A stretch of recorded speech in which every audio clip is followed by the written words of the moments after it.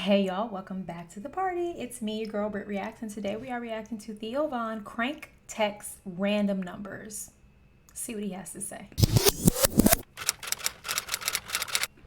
I don't know what crank texting means or if I should be saying that out loud, but it's Theo, so it can't be good. Stayed up the other night watching something on television. It was like a public service announcement, you know, and it's like, you gotta help these kids, you know, and they show these kids and something's wrong with them. And it's like, they're sewing pants for a penny a day in sweatshops. And I'm like, well, if they're sewing pants and they need help, like, why doesn't one of them sew a message for help into some the pants? Especially if they got all day. But knowing us in America, that would just be like a new fashion statement. Right. Like, oh, do you like these new thirsty jeans? What are these? Oh, a lion ate my brother. Ed Hardy? No, fed hardly. Oh! They're real nice. Y'all, I used to love Ed Hardy. Ed Hardy and Christian Audigier used to have me in a chokehold. I've not seen, I think this is either the first or second time I've seen Theo in stand-up. Maybe the first. I just know I'm always watching him just speak so candidly on these podcasts that this almost feels like he's quite like subdued a little. Now it's 43 seconds in, so I'll probably be eating those words in another 30 seconds, but his demeanor is a lot more relaxed. He seems a bit younger, so it could be like early on in his career, which could speak to why he's not so aggressively, savagely speaking yet. But anyway, let's keep going. Oh, fed hardly. They're real nice. They're real nice. Real nice. Real nice. And I stayed up the other night watching Nancy Grace. I wish somebody would kidnap this bitch. Why? Like that show. Why does everyone have it out for Nancy Grace so bad?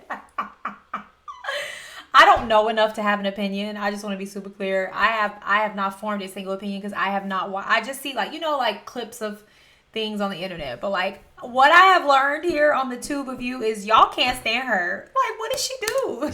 I wish somebody would kidnap this bitch. Dude, I don't like that show is bullshit. The show, they sensationalize missing and molested kids to sell advertising dollars. They're not looking for these kids. Really? The show comes on at 11 o'clock at night. They haven't found one kid. It's been on for 10 years. Dude, you give me a half hour and an 8-ball, I'll find a missing kid right out here. The show comes on at 11 o'clock at night and they're like, go look for kids. Like, I live in a nasty neighborhood. If that is true, then I can understand how a lot of people are perturbed. If that's true. I've never seen this show. But yeah, that doesn't sound so great. You go look for them. Like, if I go looking for somebody, I might be the next missing person. This is a horrible idea, Nance. Nance! Hey, so I gotta tell you guys this story, all right? So this is a true story. All right, so 6 months ago, I get a text message on my phone, okay? This is super old because that is like an iPhone, like 6. This is very old. All right, so 6 months ago, I get a text message on my phone, okay? It's from a random phone number that I don't know. It's a Chicago area code, all right? I live in Los Angeles. It says, hey, it's Wanda. So I write back, Wanda who? Right. And she writes, duh, Wanda, yo cousin. Now, I don't have any cousins. Both my parents were only children. But I was like, holy shit, it'd be fun if I did. Dang. I never thought about, like, if both of your children were only cousins. I mean, both of your parents are only cousins. You don't. I can't talk. I've never thought about the fact that if both of your parents were only children, you don't have cousins. I never thought about that. What is it like to not have cousins? He didn't say, I don't know a DeWanda. He said, I don't have any cousins.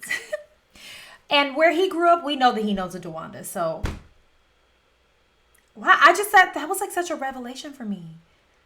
If your parents are both only children, you don't have any cousins. Cousins are a gift and a curse. You might be better off anyway. Right? So I wrote back, what's up, shawty? And she and I have been texting each other now for 6 months. She thinks I'm her cousin that lives in Los Angeles. And I actually have a godnephew now named Damari, who's gonna be 2 years old in about a week. So it's kind of like a big time for our family.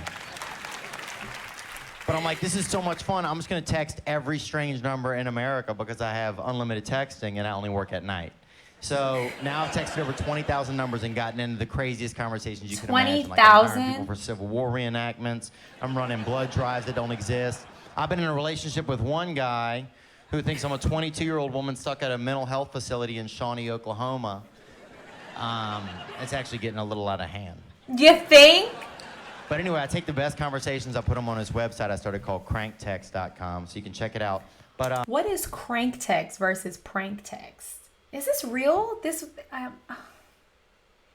man has so much free time on his hands, y'all. But people are always like, well, where do you get the numbers? And I'm like, well, sharpshooter, you just make them up. So I'm going to read you guys one of the conversations real quick that I have. Look how old that iPhone is. All right, I just sent it out into the world, out into the ether, right? Ether. So, all right, hey, what's up? This person writes, not much. Sorry, new phone. Who is this? Good lie. It's Barry. How you doing? He said, hey, I am good. How are you? I said, I'm great. Got through the surgery fine. He said, Barry, I don't want to be rude, but I'm very bad with names. I still can't remember you.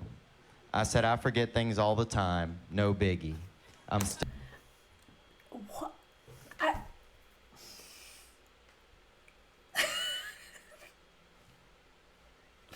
Just why, I guess, is my question. Why? Why are we doing this? He has this much time in his hands, and he needs to be entertained at all times. This is too much.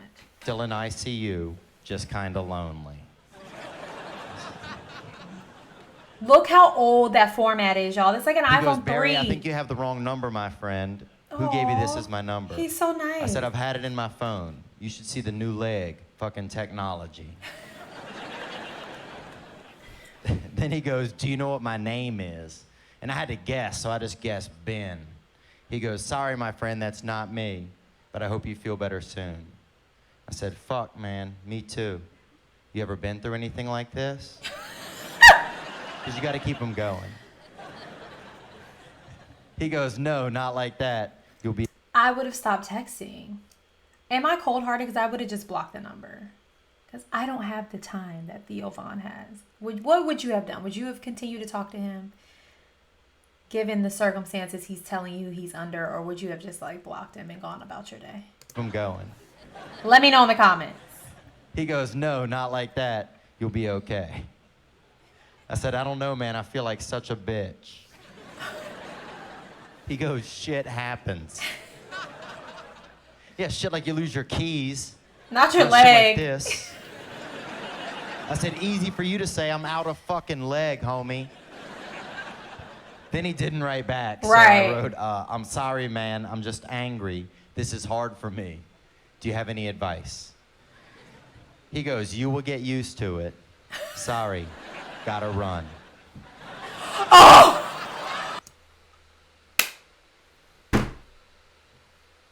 The gotta run is so disrespectful. Sorry. Gotta run. I love that it hit the audience all at the same To a guy time. who had just lost his leg in intensive care. That's America. Oh, Theo. This did seem, I mean, obviously, just based off the iPhone and the format of the iPhone alone, this was years ago, and he was still funny then. He was not as brash and just out there. It was like baby Theo. I enjoyed that. That was funny. But y'all, why is it crank instead of prank? Let me know. Anyway, go and have the day you deserve. Peace.